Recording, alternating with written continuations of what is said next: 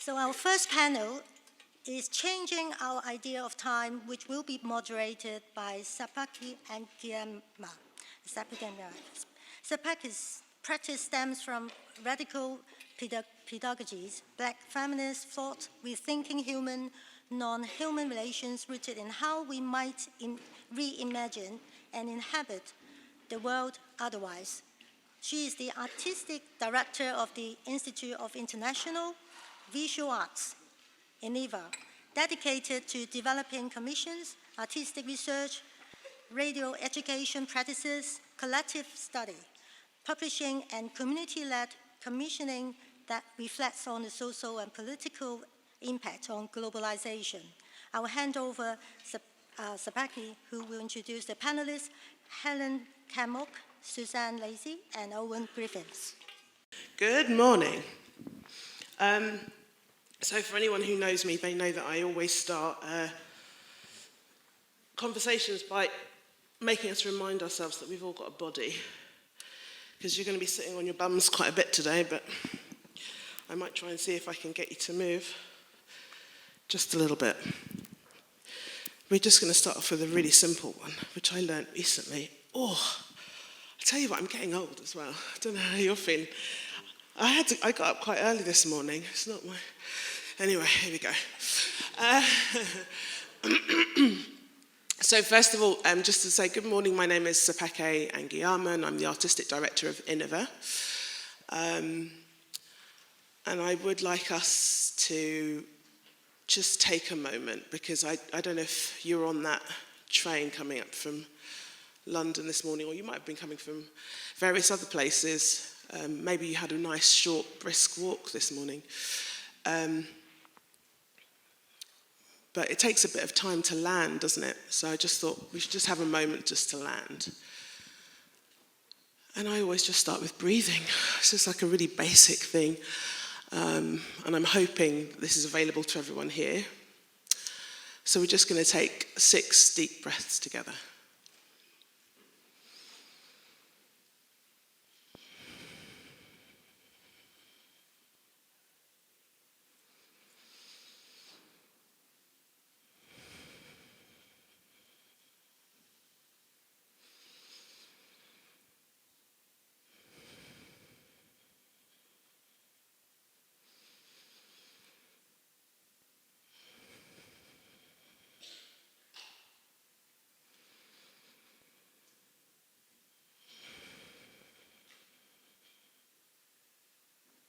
And if this is available to you and you're able to do it, and if you feel comfortable doing it, just to put your hand roughly where your heart is. When was the last time you checked in with your heart? How's your heart feeling? Can you feel it beating? This always worries me because I never really feel mine beating. But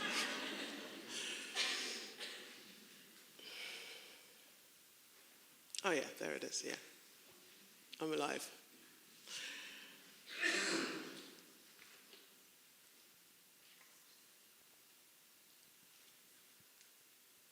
Okay. And just one last thing. I'm not going to get you to move too much.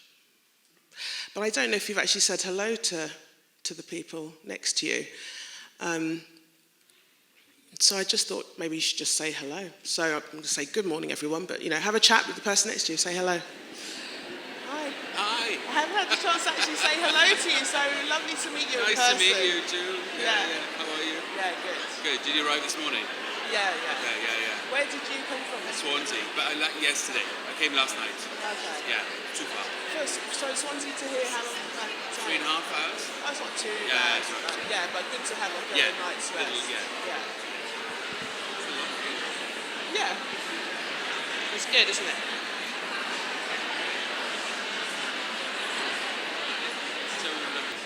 Okay. Woo!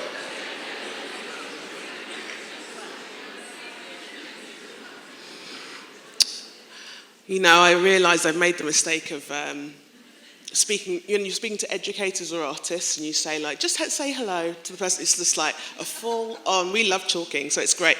I'm among friends. I like it already. Okay, so Firstly, just some acknowledgements. So just thank you to Elizabeth and Jack for the invitation to come along today for this co-creating public space, How Can We Thrive talk, which I love as an idea. How do we thrive? This talk specifically is looking at changing our idea of time. I'm not sure if we're going to totally transform your idea of time, but maybe. I mean, who knows what's possible in the next hour or so. And I got the honour of hosting this conversation with 3 other people, so I'm just going to do their intros first. I'm not going to do all of your intro, Helen, because it's impressive. But I'm just going to do a paragraph. Is that okay? Yeah? Okay. Helen Cammock lives and works in Brighton. I'm going to say, first of all, Helen is an artist.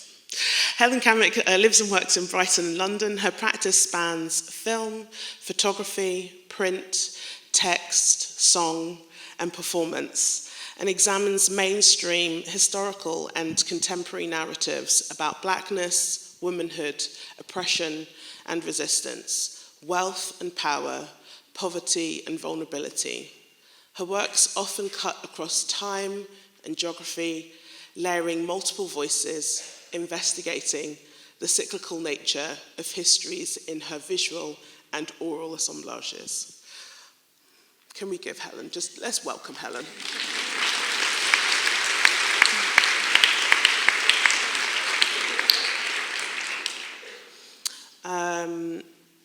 Who will I be doing next? Okay, I'm just trying to navigate this website. Just give me a little second, just talk among yourselves. Oh, how do I get to... Yes. Okay, who's going to come up on mine next? Owen. Owen is also an artist. Owen Griffiths is a socially engaged artist working with food systems, land use, and collaborative processes. His practice explores the possibilities of art to create new frameworks, resources, and systems, and takes many forms, including curated exhibition events, rituals, which I'm so curious about. I'd love to ask you more about those, dialogues, co-designed spaces, gardens, and feasts. He invites us to ask, what is an equitable future, and what could it look like at a time of increasing crisis? I think an extremely pertinent question today. And last but not least, Suzanne Lacy. Suzanne Lacy is also an artist and is a pioneer of socially engaged public performance art. Her installations, videos, and performances deal with sexual violence, rural and urban poverty, incarceration, labour, and ageing. Lacy's large-scale projects span the globe, including England, Colombia, Ecuador, Spain, Ireland, and the US. So first of all, just to welcome all 3 of you, maybe just to give them a nice warm round of applause.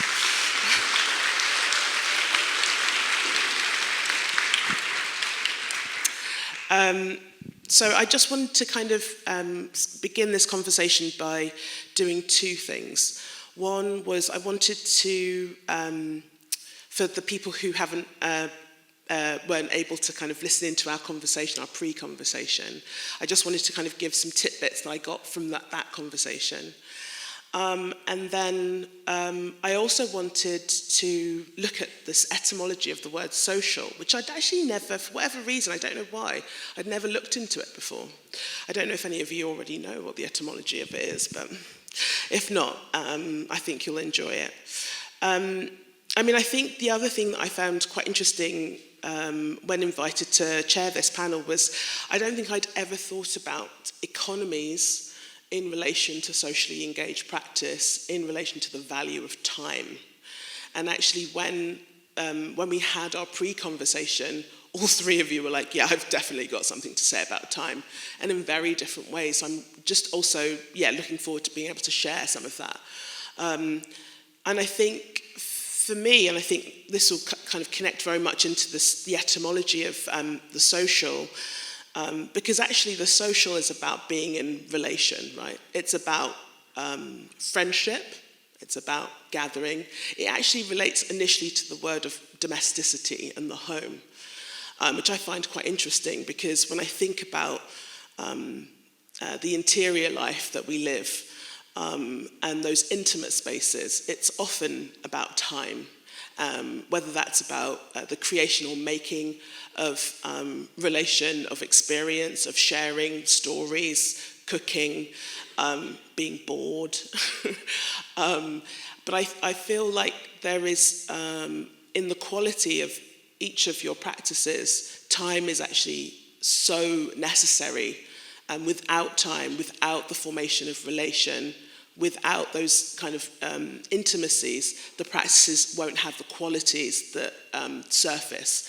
When I come even if I read about your practices, because actually, Susan, that was the first way that I actually came to know your practice was, I brought the book with me. One moment, please.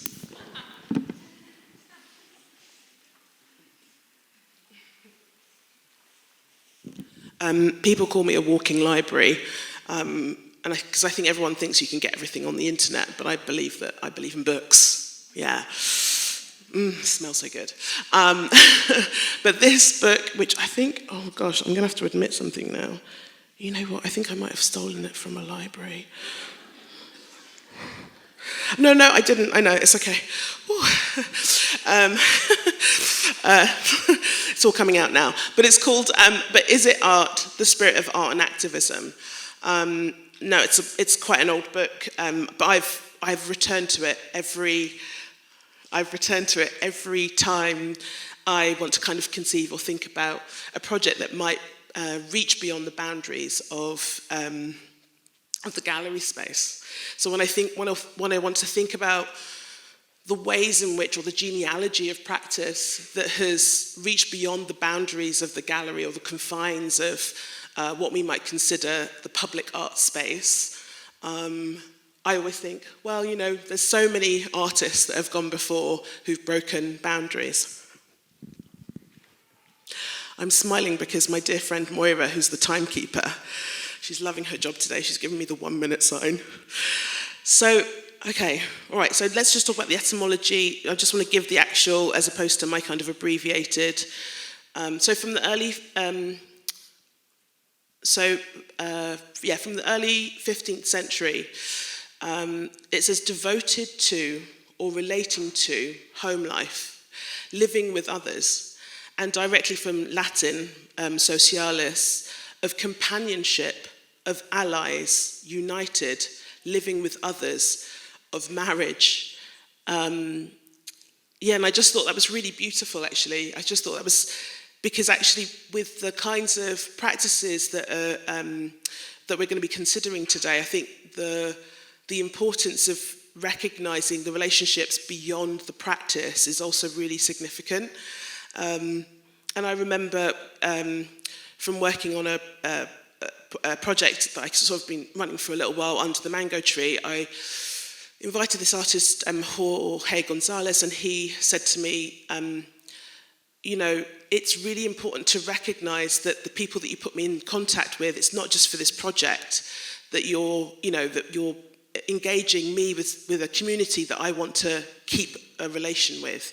And so that's always really challenged me, actually, when I think about socially engaged practice, is that element of time that goes beyond what you're paid necessarily to do or to deliver.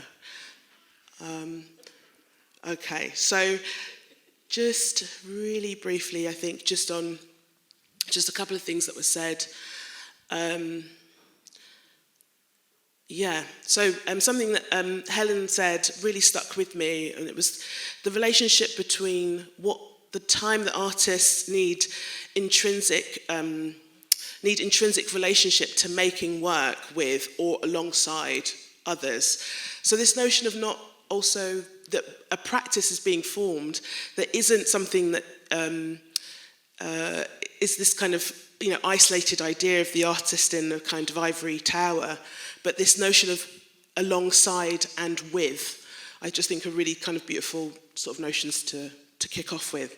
So I believe, Helen, you're going to open. Yes, I'm looking forward to it. It always helps when you just cheer people on, give them encouragement. Helen's about to speak. Let's give her a cheer.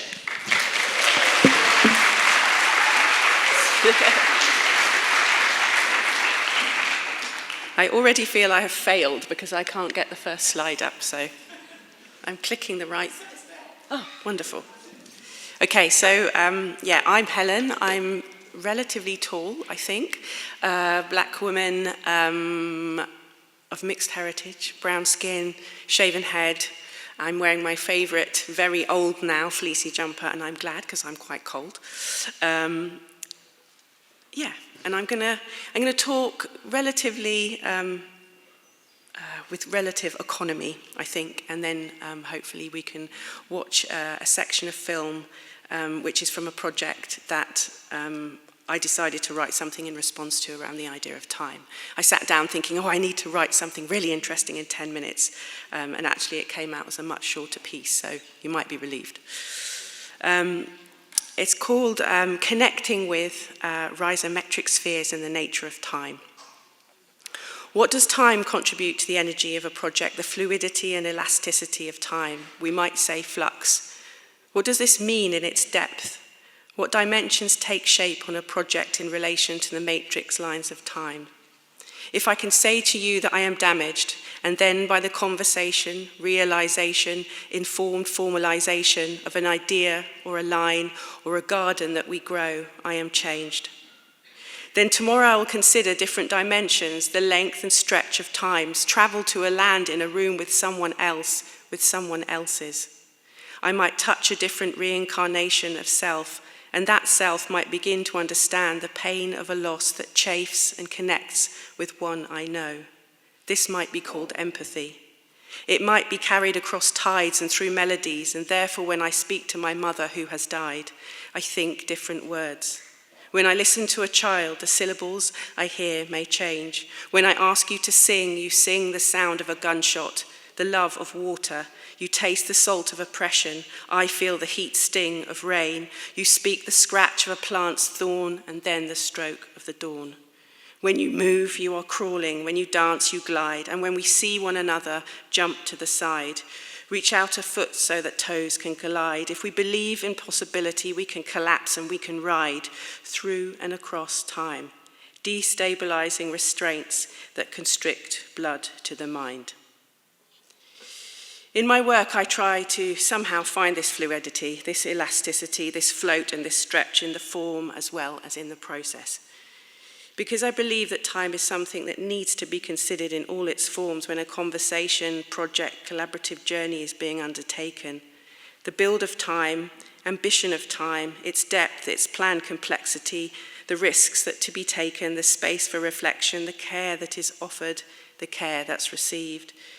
It asks that a robust and fluid container be constructed to hold all the magic and the fire that happens on a project that involves a dialogue between people in order to create something that tells not just its own story, but another story altogether that reveals itself because of itself. The collide and swell, that is the evolution that I always hope for. Now we're going to play a short clip. I've said a short clip because I'm used to really long films. I hope it's not going to feel too long. But as part of the project, I Will Keep My Soul, which for me began as an invitation to work with an archive in New Orleans, which is the oldest African-American archive in the US, and somehow embed myself in the city of New Orleans. So I spent a year in different moments, so probably in reality 3 months, but over 3 different month-long periods with lots of kind of conversations and connections happening on Zoom between that. So it's a year-long project till the making of the film, which is now first was shown in LA and is now being shown finally in New Orleans, but has different elements that maybe we can talk about afterwards as part of the panel discussion that involve not only the people who are in it, but people who are connected in the neighborhoods around where the exhibition is. We're going to go actually straight into Owen's presentation. Is that okay? Yeah.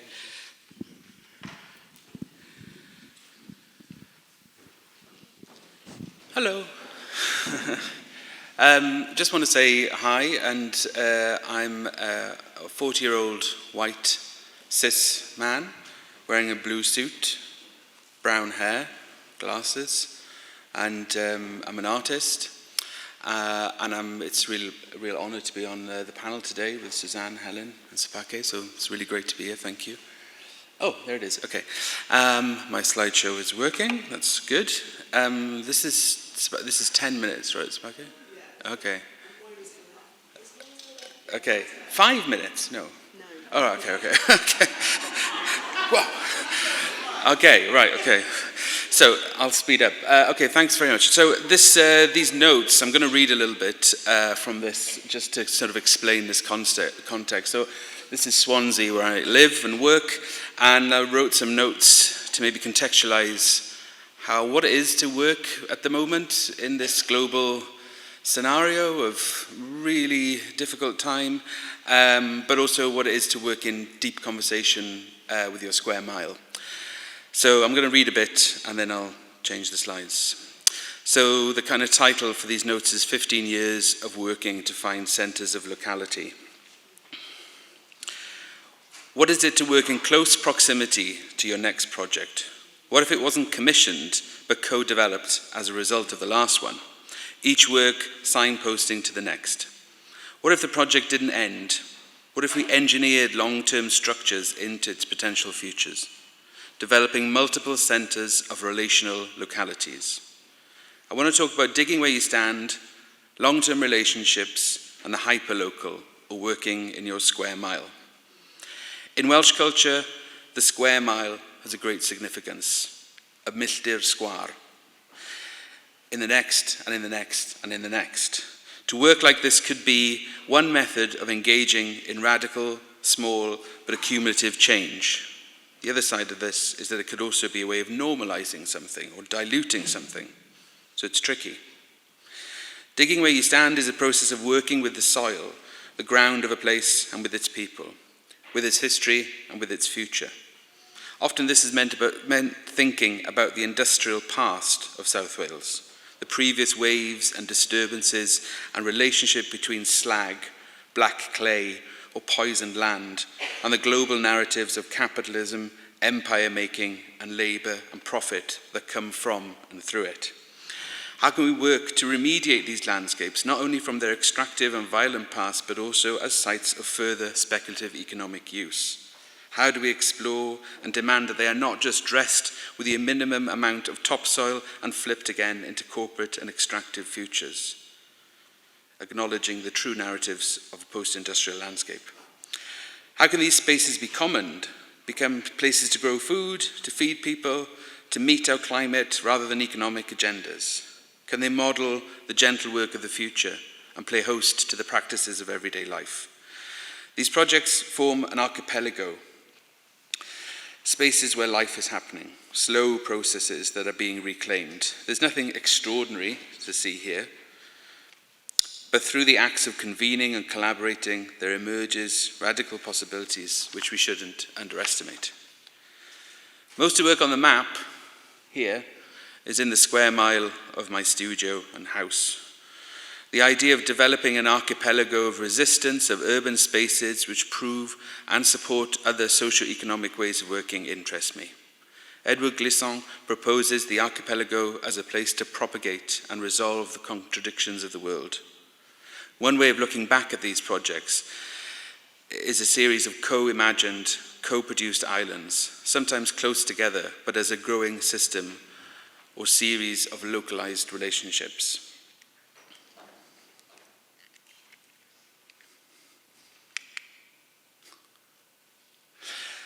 The writer Barry Lopez says, if someone says to me, you write about nature all the time, what I would say is, it's my metaphor. I'm not writing about how to identify birds and things like that. I'm trying to write about complicated, persistent problems like prejudice. And because I was steeped in a natural environment when I was a child, when I want to write about something like prejudice, I go back to that imagery. I've seen prejudice in the city, but when I want to go back to explore something, I go back to the environment I grew up in. Somehow this quote has got something to do with why I'm still working in the city that I was born in and why I've returned to it after living in different places. Trying to make relationships, dialogues that forge connections to place, playing for time, stretching the processes and expectations of projects. exploring words and processes that are adjacent and opposite to contrary to those of capital, individualism, or marginalization. Words or processes which can feel almost uncomfortable. How to work through increasing circles of friendship. Can this be Can this be a model and a way of working? Can you work with love? Bell Hooks recalls the experience of seeing the words, "The search for love continues even in the face of great odds," graffitied on a building that she would pass on her way to work, and describes it as a daily affirmation. She reminds us that love has always been a part of social justice. If culture is an instrument of change, then what about care? How to work collaboratively without co-opting, how to work gently yet urgently, especially when we might be witnesses and accomplices to what Mark Fisher described as the slow cancellation of the future. And how to explore what the architect Caroline Steele calls a landscape for human flourishing. This is quite a sensitive clicker.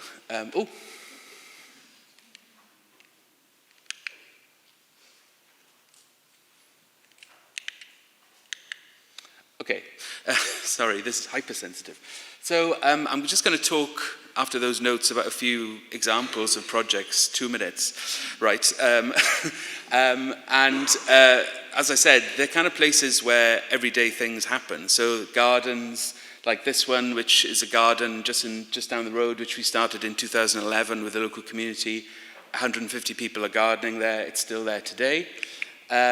To sites of post-industrial reclaimed land, the copper works of South Wales, which have been turned through these projects into graft, a soil-based syllabus, a garden which really asks the questions of a museum, like how can people be in a museum in a different way? How can a museum work with its social responsibility to place? How can it work with its local community?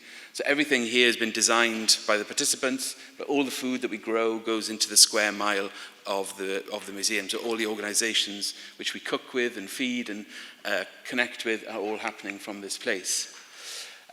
Since then, there's a 5-day program at this garden which explores education, social services are using it, local authority are using it, there's a food infrastructure, food poverty project coming out of it, and basically to say that even in just one garden, how you can work to explore agendas of justice or of climate justice or of social justice or racial justice, how can we explore those places? And the garden, for me, is an ideal space to have those conversations.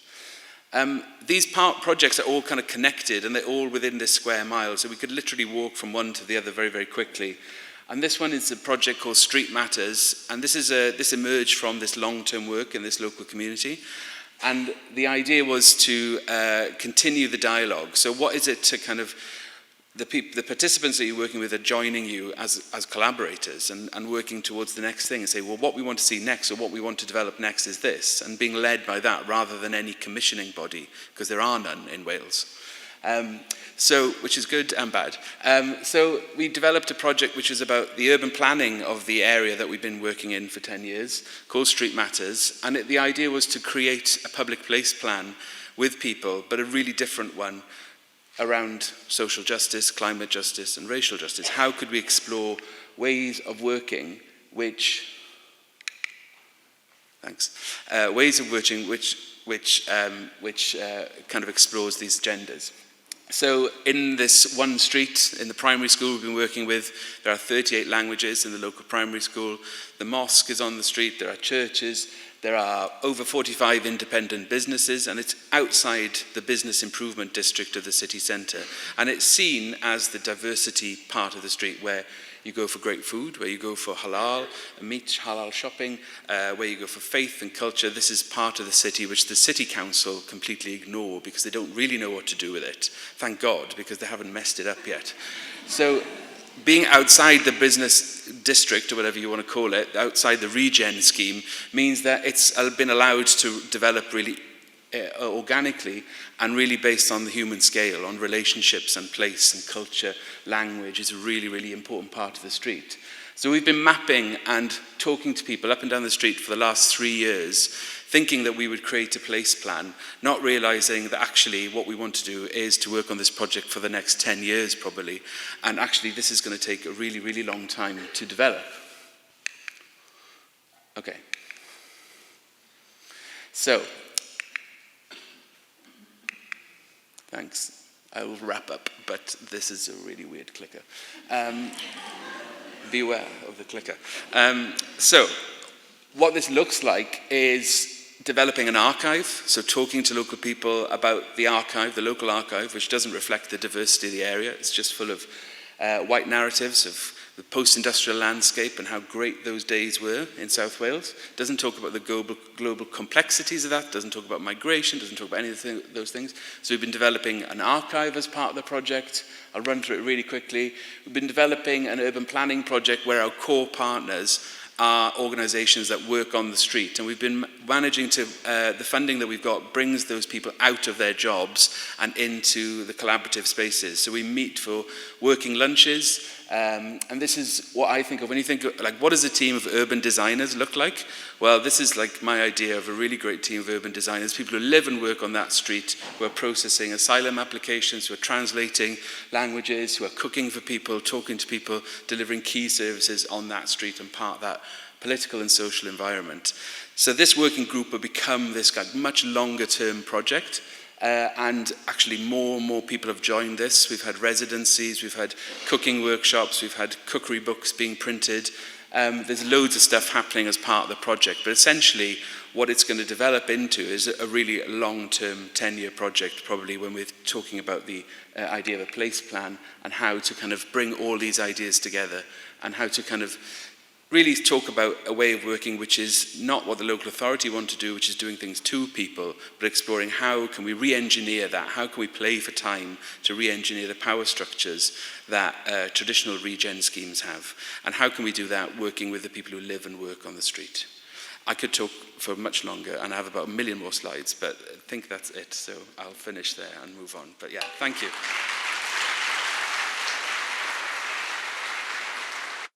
Thank you very much, Owen. Yeah, I took lots of notes. I've got lots of questions for you later. Last but not least, Susan. Thank you. Thank you, Owen. Thank you, Helen, for those brilliant works. Thank you, Up Projects and Hansard Gallery. I love coming to England. I spend a lot of time here because I learn so much. Social practice, as they now call it, it's been named various things over the years, has been an ongoing discourse here since the 70s, if not before. And I've been very much a part of it and have many friends here who work in this area. So there's nothing new under the sun, including my work. I wanted to start with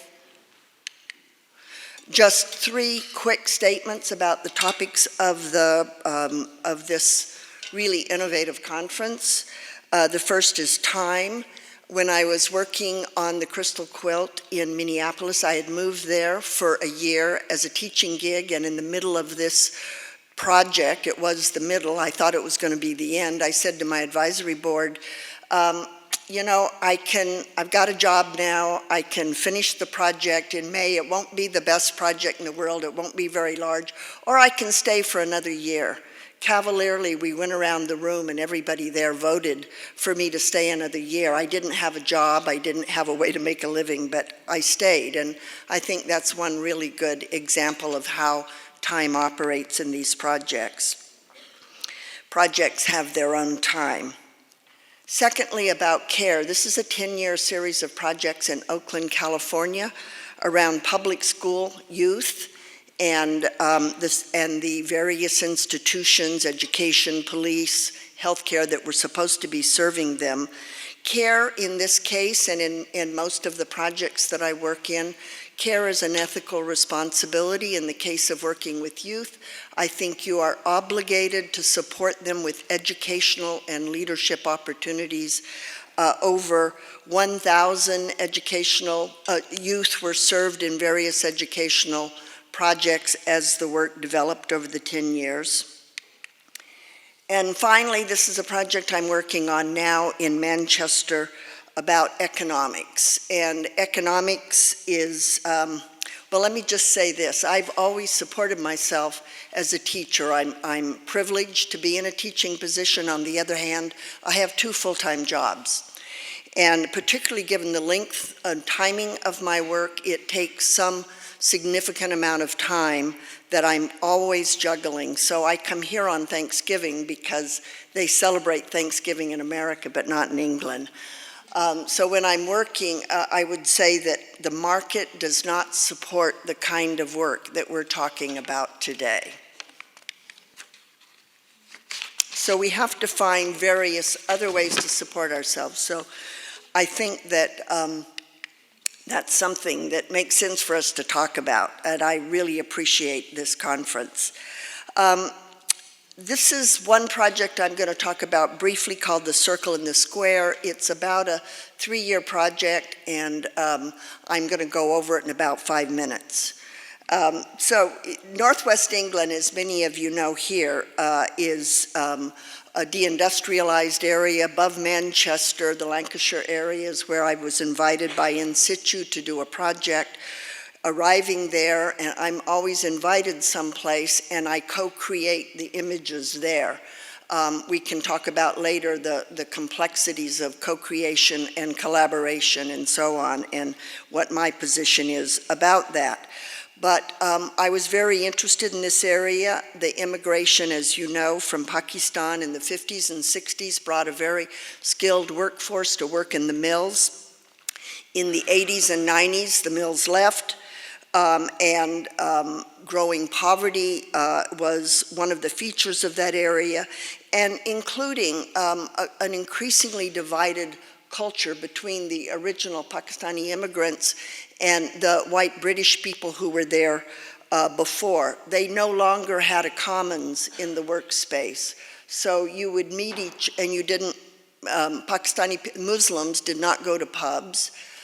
So you would not, they didn't worship together, so there was no common space, and the cultures were growing more and more separate.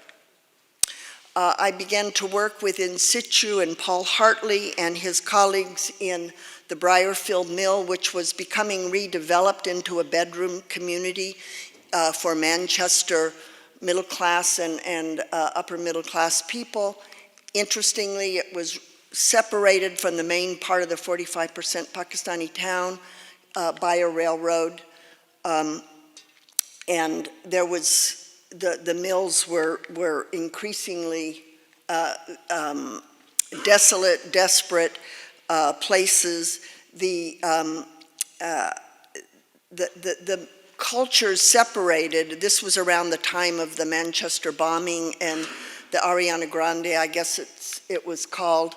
So we devised a project collaboratively, put together, I mean, I know you all know this kind of process, so I'm not going into it in great detail, but we put together a team of people who began to talk. We widened the spheres of conversations. We put together dinners, and I challenged the organizer, Paul Hartley, who is a considerably expert organizer. I challenged him that in the outcome of the project, we would have at least 1,000 people, and they had to be 50% Muslim Pakistani immigrants, former immigrants. We used 2 musical forms. I think that Dhikr, Sufi chanting, is not considered music, so, but it's a vocal chanting that's very much informed by a spiritual practice. This Sufi group I worked with did community outreach with different musical events, and we imported from the United States a form called shape note or music, and that is where people sit in a square. So people sit, and they're both a cappella forms. So we gave each other lessons. We learned the Sufi chanting, and we learned the shape note music. The second thing we did was we interviewed people whose family or who themselves had worked in the mills about 3 issues: about racism, about economics, and about their hopes for the future of the region. We interviewed 75 people, and those were seen later on individual monitors. And then the performance itself was 3 days where the community brought people into the mill for the first time in years. People could see their work site, and we led tours improvisational music would pop up, whether it was Dicker or this case, it's Appalachian music. And then the people were invited the 3 days before to see these interviews, as well as watch the setup of what would become a mutually produced video installation. The day of the performance was really like a singing lesson or a chanting lesson. And we had first the circle. Oh, and you don't see the square. Later that evening, we had dinner with 500 people. It was the largest gathering in that region for some period of time. And I'm happy to say that it was extremely balanced. And I want to show you a 3-minute film.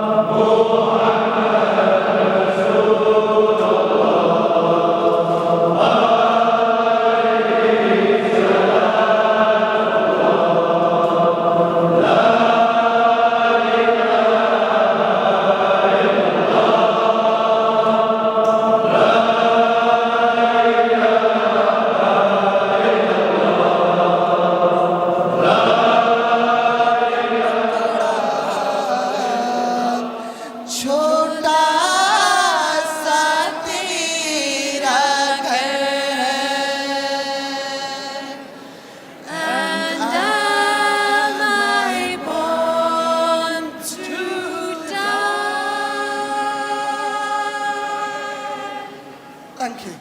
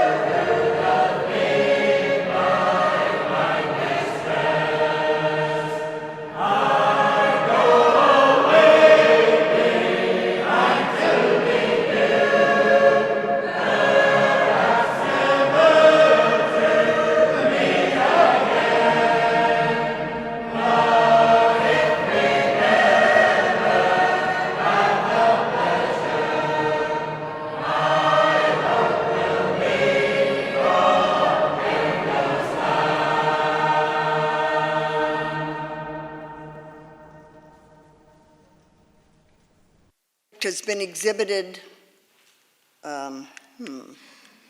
been exhibited in various places. It's a 20-minute film with several, I think 8 monitors with the 72 individual. You can see the installation. These people have continued working together, not as a result of my project, but as a result of all of the vigor of the organizations that I worked with. And I'm going to end quickly with just to mention that I'm working on a project now in Manchester called Uncertain Futures. It's on the work lives of women over 50. It features we went into work during COVID. It started with an exhibition in a gallery where it started with an advisory group of 15 women from Manchester. They each brought 10 women to be interviewed, 100 women in total. There's a research project that follows the process of this work. It features, and in November 16th, there'll be a review of the first output of the research with university professors and the women themselves. And the 100 interviews you can see here. Oh, and the big issue here in this project is we're dealing with these kinds of intersectional issues within the group conversation. And this is the 100 Women Dinner, where we celebrated the women who had been interviewed, and we're now finishing the project that should have its final installation with a film in January. Thank you very much. Thank you, Susan. I've got quite a few questions, but I'm going to look to Moira because I need a little bit of guidance, Moira. How much time have I got to have? So I can ask some questions and then I can open it. Okay, I just need to check this cute little device over here. Just going to check the Sligo just to see if there's... Okay. Oh gosh. Okay, all right. Easy on the Sligo, guys. Okay. So I'm going to start with a question. I've got sort of 2 or 3 basic questions, actually. They're quite practical questions. Thank you so much for sharing your practices with us. I think I've been thinking about the different types of time, because what I've realised is actually, when we're talking about time, we're actually not talking about one type of time. There's actually different types of time that are weaved into this project. But I was also really interested in the question of time, or the value of time that you put into the project in terms of your methodology or approach. So it's something about a calculation of time. Sorry, that's very, very pragmatic. But when you're sort of, working on a commission or on a project or a work, do you ever sort of calculate the amount of time that you think your project is going to take? And anyone can start. That would be a resounding no in my case. So when you're sort of thinking about a project, what is the primary thing that's driving your project? If it's not this question of like the kind of quality of time, what's the thing that's actually driving your project? That's back to you. Yeah, back to me. I think so. Go ahead. Okay, well, I guess it would be what is needed, Yeah. and what, how can we stretch the parameters of this to assess what is needed, rather than working to the timescale of the partnership or the other things. So whilst we're working within that one, I think we can also create different timescales. Like you said, there are different timescales. So I think my job or my work has been about creating a slow space for stuff to be held, and hosting that space is a really critical role. So slowing it down to enable people to access and participate, I think that's really critical.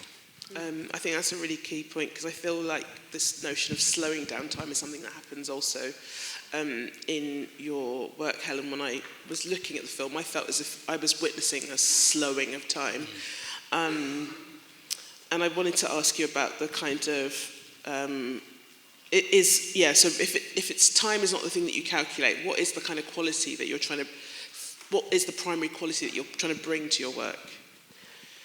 I suppose there's something about, you were talking earlier about the relational, so there's something about the different ways in which you can build relationships with people, and that's not always the same. But I guess just on the 2 projects that you have both eloquently talked about, the way that relationships are built take different amounts of time. They take different strategies. They take different relationships with different kinds of groups that might be set up already. If you want to work with people who you have no relationship with and perhaps are not already kind of structured in a kind of system of kind of community group making, then it's about making an assessment about that, what that is. And for me, which I don't know whether it's different for all of us, but for me it's about what I'm thinking about making. Because I think for me, I do think about what it is I'm trying to make. And often for me, what it is what I'm being commissioned to make. And so then there's something about the fine balance between what you need to or want to or get excited about or are led towards. For example, if I'm asked to work with an archive and I can do anything with that, that's an example of the project in New Orleans. And I didn't want to just work with an archive. So then I said, well, actually, I'm only meant to be here for like 3.5 weeks, and I don't want to be here for 3.5 weeks and sit in an archive. I want to be embedded within the kinds of communities that relate to what I'm feeling excited about in the archive. And that takes time. And that's a way of thinking about what is done with the time that you are offered, and then what is done with the time that you ask for or the time that you take. So my project changed from being something that was 3.5 weeks, oh, Helen will come and make something within that time in relation to this archive. And of course it became a year, and now we have another year in which there are lots of different elements for that project that are happening outside of me, but in relation to people who are part of the, not just the film, but who have worked with me in the archive. So there are many different elements that now are the kind of routes that move away from the work. So it tries to somehow, even if you're asked at the beginning to make a piece of work, it's something about how the work then takes over itself. And of course, it will never just be about a film or a print or a performance. It will be the roots, the networks that start to spring from those that will last, hopefully, for years in the way they look like they're going to. Thank you for that. Can I respond now? Oh, yeah, sure. More eloquently? Yeah. Hopefully. I'm sometimes commissioned and sometimes work in the place where I live, which means I do whatever, and I become my own producer and fundraiser and, you know, the whole thing. But basically I tell people when I am commissioned that that time, money, and scale are proportional in some way. And people will say, like in Ecuador, we want a large public ritual. And I say, well, then either it's going to take more time or, you know, more of my time or more money to be able to hire other people to do things. And so I think that that's an economy, an issue of economy in this work. Unless you live in an area, and then like in Oakland, the projects continued for 10 years until I had to move for another job.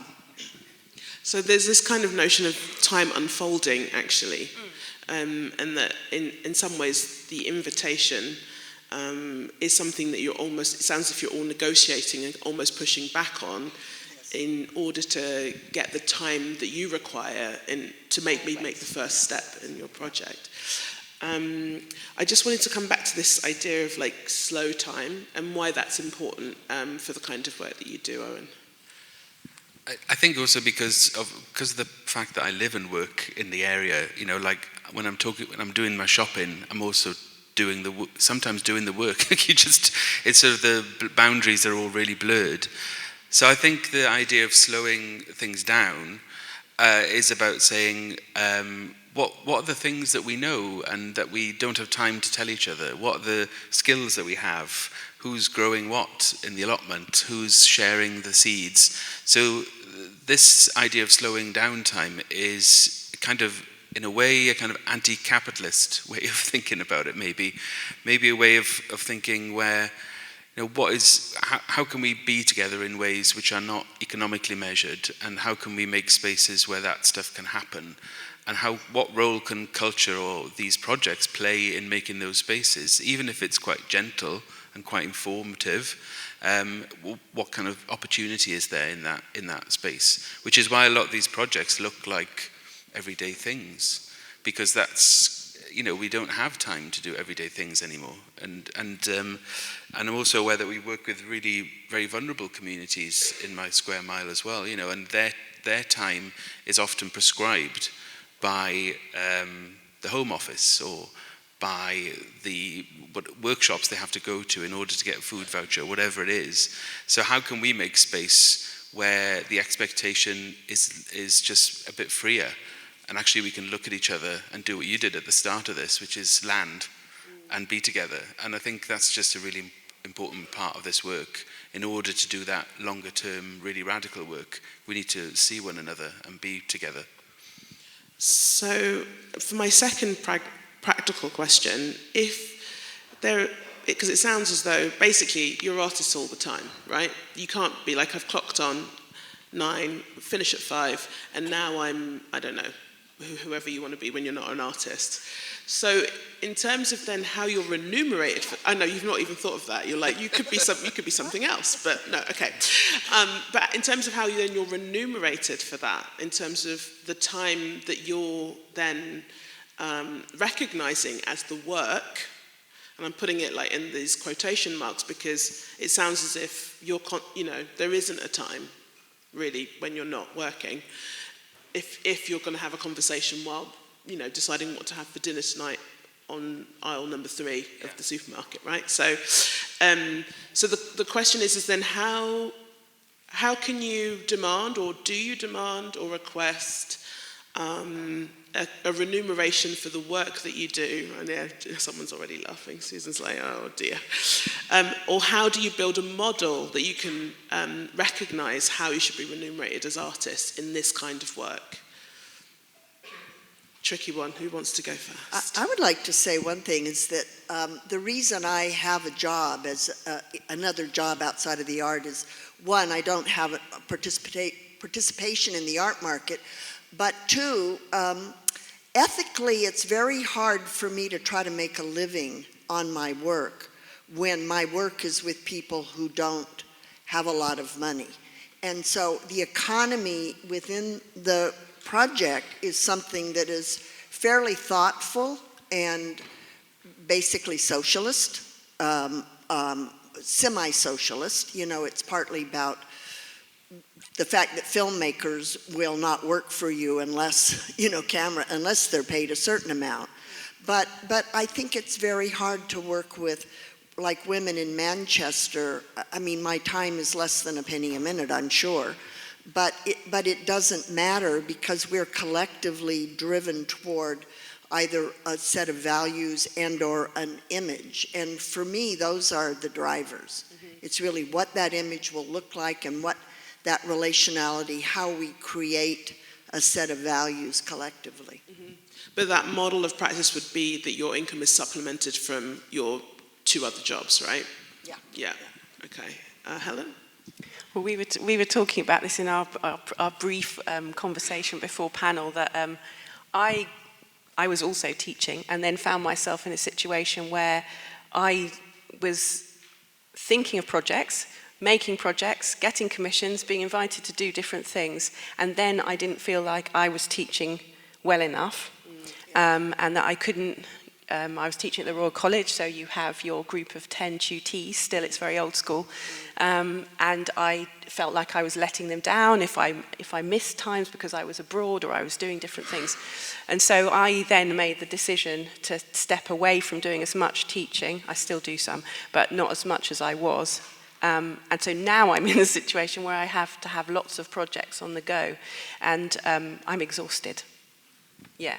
So I think there is something about, there is no real balance to be struck, and I think it is something that we really need to be talking about more fully in terms of how do people survive as artists. I know many people who are working as artists much younger than me and who are struggling and do have 3 or 4 or maybe 5 even different kinds of jobs that they're doing, whether it's kind of projects that they're commissioned to do, then they're doing bike couriering, then they're working in a bar at night. There's something that, whilst there's something about doing it because we love it and because it's exciting and it's part of life's blood, And then there's also something that then can get into a space where we are accepting that as well. So I am trying to talk now a little bit more about being paid for the hours that I'm working, which is not about getting massive fees. It's about just trying to calculate how much time is going into a project, because I think, you know, I've had situations, this is a long answer now, it's not meant to be, where, you know, people will say, can we have a massive group performance and a film, and then could you also make some screen prints, and could you come and do a talk, and then could you come and do some teaching, and that was in Germany. And so then it's about, you know, 2 days traveling as well on top of that, and then being offered the same fee as the last person who came with pre-made paintings and hung them on a wall. And so then I tried to have the conversation of, well, actually that doesn't feel fair. So there's something that's about equity, which is also about what we're doing, is that we generally are working with people who are not necessarily given platforms, offered space to talk about their stories, to, you know, perform their talent, actually, and how then we replicate that as a kind of arts community without maybe really thinking about it, that the replication just kind of transfers up the chain, really, also to museums and institutions who also are struggling. So there's something about, having a language that we really need to start saying that we should be paid for what we do. And some of that's about thought. Yeah, but I guess the question is paid by who? You know, I think here there's a robust governmental support, or there was at one point, there was at one point. In the United States, there's not, and really, I have to say to my students who come in wanting to do performance, that you better learn to paint on top of it. Totally. Because there's no other way. There's scarce teaching jobs. There's a second job. I mean, I started as a carpenter. I think the other question I'm kind of curious about with all of us is how many of us start as working class persons. Because I came from the working class, I'm used to working, and so I really have never calculated the cost of my labor in the way that perhaps I should.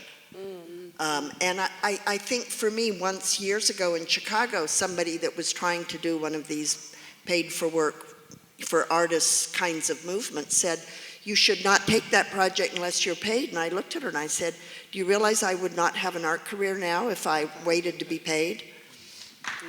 I mean, we're all in that position, aren't we? But I suppose I'm hoping the more we talk about it, the more we might shift. But who would pay us and why, I guess, is the question. Well, I would want the government to pay us. Well, I'm not saying that that's likely, but I think there's something about us as artists speaking out. We need museums to be speaking out more, instead of, you know, sometimes curators saying, oh, you know, we've maybe got where we could probably stretch to £1,500 for that project, and they want a solo show or something. You know, there's something about understanding everybody's position, but then somehow formulating a kind of united conversation about that. That's about resistance, really. Well, it'll start here if it starts anywhere. I feel as if you two have already started. Would you like to jump in? I was actually struck by, I mean, we giggled, but you sort of talked about, you know, there not being many commissioning bodies in Wales, no. and it allows for some, you know, opportunity at the same time. But then I'm curious about, your response to this question of living effectively and getting paid for the work that you do. If who's commissioning you? I guess there's two sides of the story. There's the side where I managed to blag myself a mortgage, which is great, which is a fictional kind of economic side of my life. And then there's the other side of my life, which is actually when you're trying to make everything stretch and everything work. So really recognise the burnout and that whole thing of we've got £1,500 to make a show and all those stuff. But I guess in Wales, you know, there's no art market, there's not many commissioners, there's hardly any curators, nobody comes to see you to talk about your next big creative international project. That doesn't happen. So you have to make your own system, which is why I ended up working really locally, and also looking at how we could support other artists really locally. So that one project, for example, the Street Matters, it's an Arts Council of Wales funded project, but it was £160,000 just to have conversations. Most of that money went out to pay artists who live locally to be part of that conversation, and to pay for people to access spaces, to hire rooms, to hire facilities, to buy materials, all that stuff. So we've probably, me and Isabel who run the project, we've probably been paid, as you said, like not very much really, but actually what it is saying we'd like to get to the point where we can say this is the economy of the project, how can we break it down and make that part of the public conversation of how these projects could work? How could we pay everybody to be part of this work?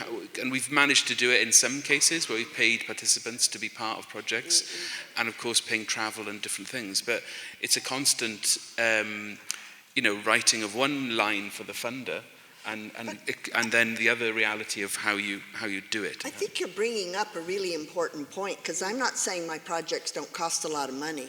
I'm saying I don't make a living from my projects.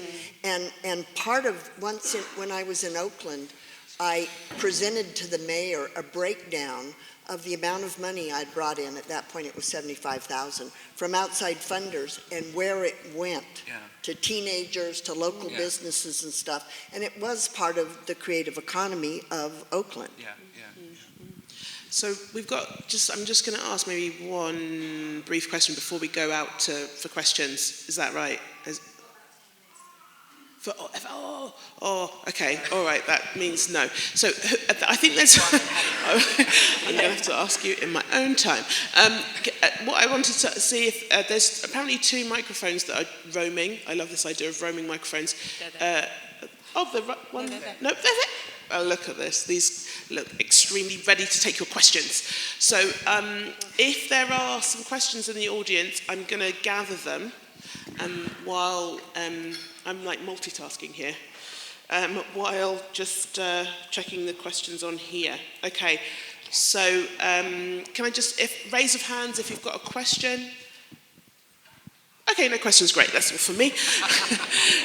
If you do have a question, raise your hand and then the microphone will come to you. And then while you're gathering your thoughts, I'll take a couple of questions from Sligo here. There are 24 questions, so for those wonderful people who have submitted those questions, there's also a rating system. So I'm going to go, I can see, Stacey, your question's rising to the top.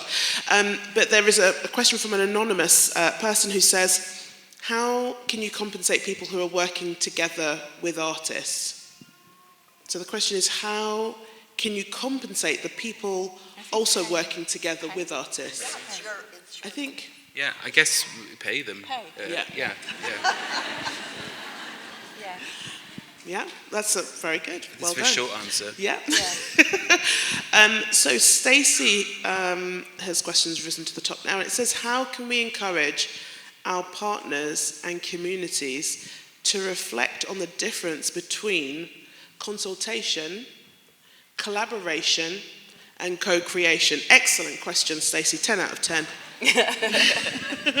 That's a great question. So how can we encourage our partners and communities, and I would even say commissioners actually, to reflect on the differences between consultation, collaboration, and co-creation? Brilliant question.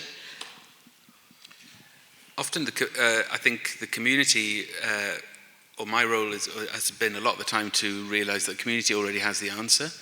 The commissioner is always the last to the party, I feel, most of the time, and then behind them is usually the local authority, who are way behind on that conversation. But I guess the difference is engineering that space and talking about how to do with rather than do to, how to generate a truly collaborative space, and how to not use those words when it's not appropriate to use those words. What's the invitation, and how long can we work on this project? And to be really clear about this. So managing expectations, managing the edges and the peripheries of these projects are really crucial, and also to allow us to, in a space where there might be a lack of things, to make a really rich space. Does anybody else want to jump in there? Yeah. Well, I was just going to say, for me, there's something about knowing on each project what is happening. I think sometimes, sometimes the idea of collaboration is kind of thrown around. when it's not really meant. And I think there can be collaborative conversations, there can be consultation, so there's something about being really reflective all the way through a process. So I don't think it's about people being necessarily on board at the beginning or understanding exactly what's happening, because projects unfold and unfurl and they kind of grow and they develop in ways that maybe you don't understand. But I think it's about the constant reflection about where the project is happening, what the work is doing, and what that means. Is it a collaborative? Is it a co-commissioned piece of work? Is it a co-made piece of work? Is it about people working, being invited to work with you? And then it's about what people would like as well out of a project. Do they want to just consult and then suddenly they get pulled in and told they're a collaborator when it's not really something that they're up for? So I think there's something about being sensitive and being reflective all the way through everything that you're doing. It's also that element of relation and building relation, because I'm sure it's quite fluid. You could, maybe start off consulting and end up, collaborating. Yeah, I think the word I would use is transparency, and that for me is very hard won, because I'm very engaged with making images, performative images or filmic images, and I recognize that I bring my own cultural age, all of my experience to bear on the creation of an image. So constantly working with people, kind of maybe somebody has a great idea and we work collectively to hone it, changing it when it doesn't seem to work. I think those, and kind of continuing to be transparent about where your lines are, why you're doing something. There's a keen hand over there. If we can get the microphone over to you. And if it's okay, are you happy to say your name and who you are? Yeah, hi, my name's Ash Kotak.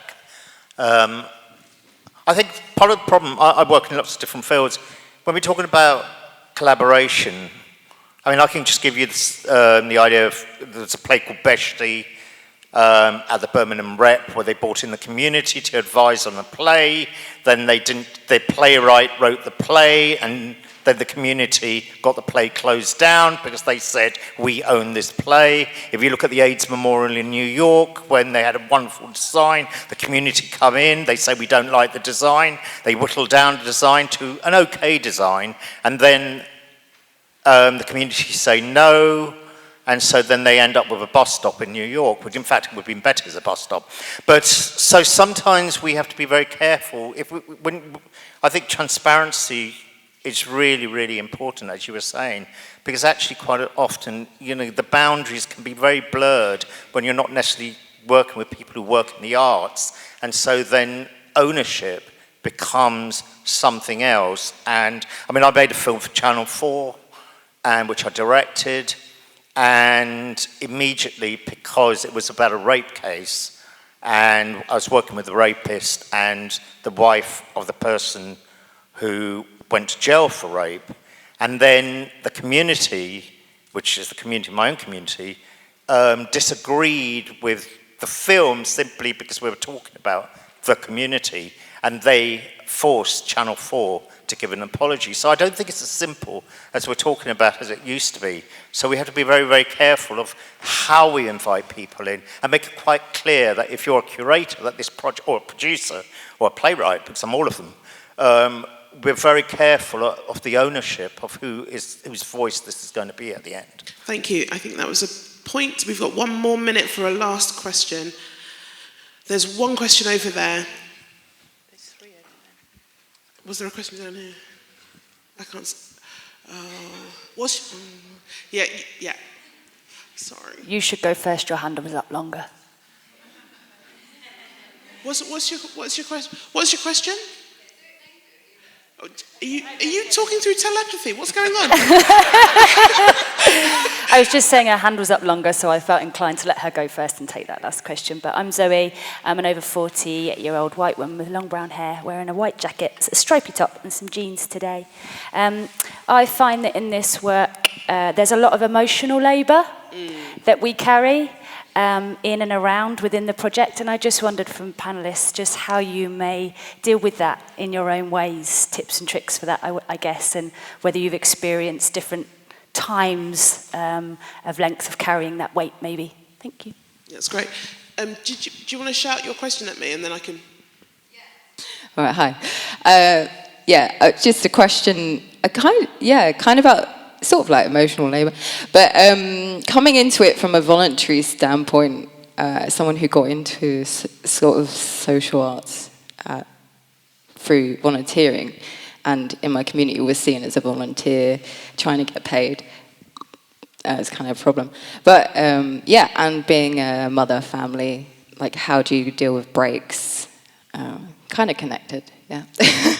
I mean, firstly, how do mothers get paid? I mean, just like raising the nation, there should be some recognition for that. But anyway, I think, so the question is around emotional labour, some tips and tricks, and then I think the second point you're making is around when you come into a project on a volunteer basis, what are the ways in which you might make a career out? Okay. There you go, big questions. So yeah, basically really tips and tricks, emotional labour.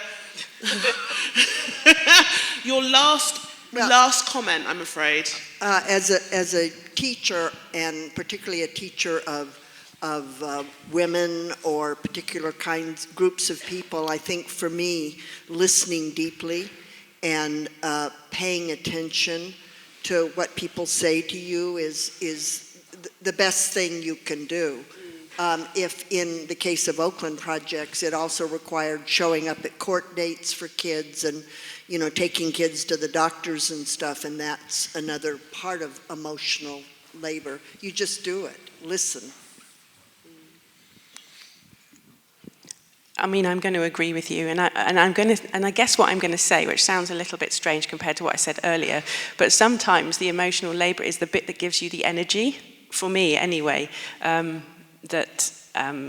obviously it can be tiring, so I'm saying, I'm really tired, but actually I'm really tired by having lots of different projects, and it's more about all the other infrastructure bits, the admin, all of that kind of stuff that's the exhausting bit. The bit that's when you're doing the thing you're doing with other people, that's the bit for me that keeps me alive, keeps me going. I would say that's the lift. And I don't know, maybe really quickly in terms of coming to it late. I think I went to art school age 35. I'm now 53. I think you bring other things. I think you come with other things, and those other things help you, support you to keep going, to try to believe in yourself. I always say that if you have one person in the whole world who believes in you, they don't have to believe in the art you're making, they don't have to believe in anything else, but for me, if they believe in you and can see something in you, for me it's enough to kind of buoy me up and keep me going through times where it feels really, really difficult. Because it is hard. It's really hard to have projects, to make projects, to have exhibitions, to have shows.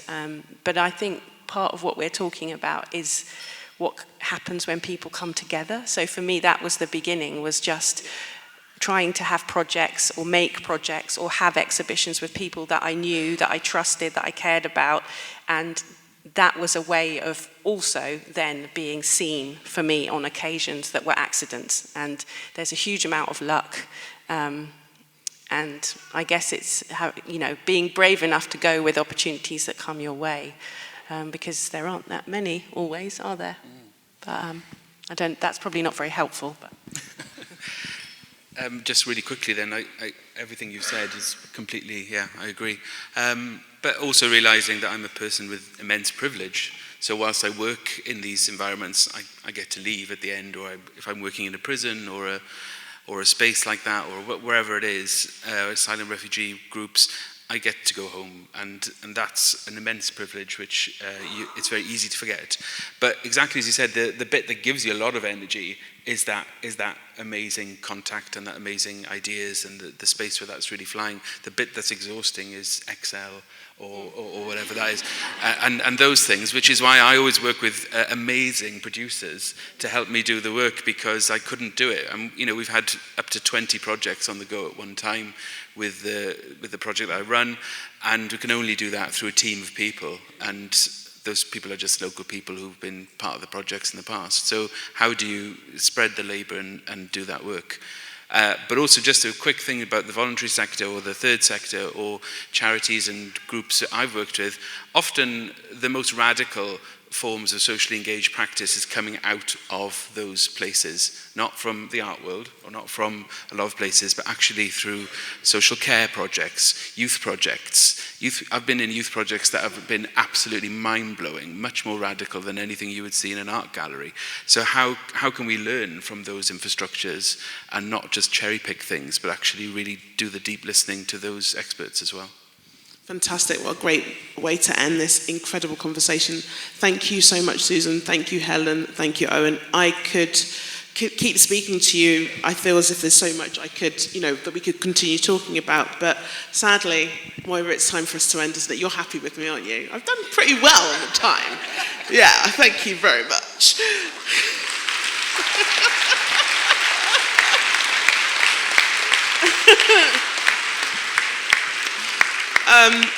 But just, one thing to leave you with, whether you're curators, producers, artists, theatre producers, directors, I think it's really important for us to think through what are the conditions we need in order to make our work.